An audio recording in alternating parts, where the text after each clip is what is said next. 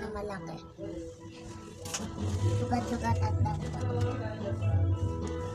Dati pa pala to?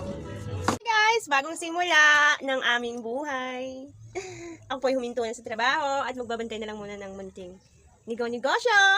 Nagawa ako ng maliit na tindahan para pagkakitaan sa bahay kasi kailangan kong bantayan yung 3 kids ko. Sobrang kukulit na nila kasi masyado na silang magala.